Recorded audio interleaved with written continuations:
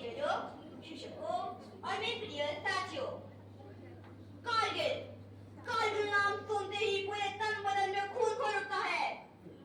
ऊंची है चोटी बर्फ पड़े ना, दुश्मन था बैठा घात पे गिरा।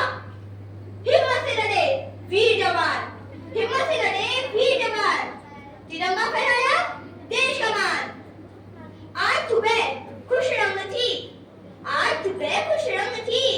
क्योंकि कल रात सरहद पर किसी जवान ने अपने रक्त से सूरज को रंगा था। कारगिल की बर्फीली चोटी पर दोनों देशों की सेना साथ में चढ़ती थी और साथ में उतरती थी, लेकिन जिसके खून में गद्दारी भरी हो वह सोच भी क्या सकता है।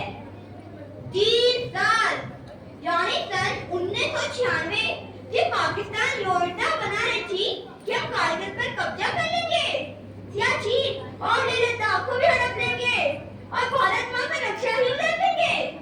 वे घर बैठे सोच रहे थे कि हम हिंदुस्तानी सेना को धूल चटा देंगे।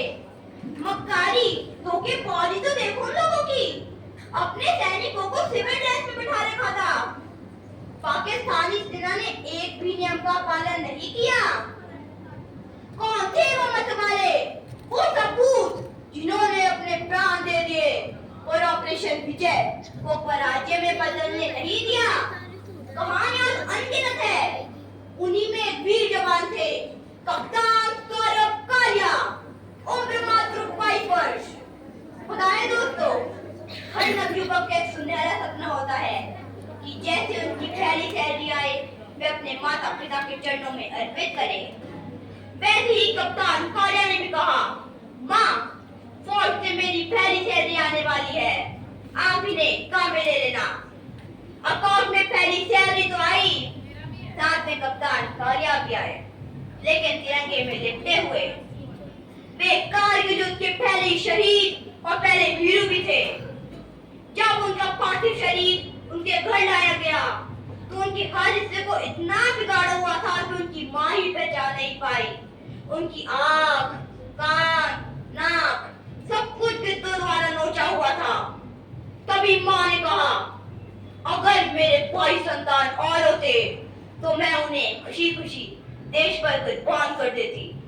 प्रणाम ऐसी माँ को जिन्होंने सपूतों को जन्म दिया।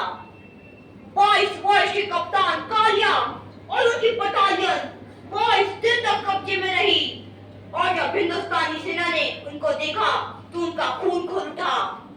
हमारी सेना के पास युद्ध के लिए पूरी व्यवस्था नहीं थी, बर्फ वाले जूते नहीं थे, -28 डिग्री तापमान, सैनिक के पर्याप्त मास्क नहीं थे, गोला बारूद नहीं थे और न ही पर्याप्त बंदूकें थी। फिर भी वे चुप नहीं बैठे। चूस खून का कोई क्या करे, जो भारत माँ के सीने पर खड़े दुश्मनों के खेमे को देखकर ही बारूद में बदल जाता है। उन नसों को फटने से कोई कैसे रोके, तो दुश्मन की एक झलक से ही तन जाती है।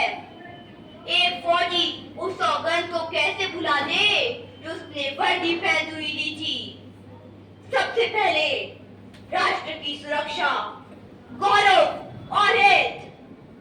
कारगिल की बर्फीली चोटी पर हमारे सैनिकों ने अपने हाथों से बंदूकें गिरने नहीं दी। तभी मैं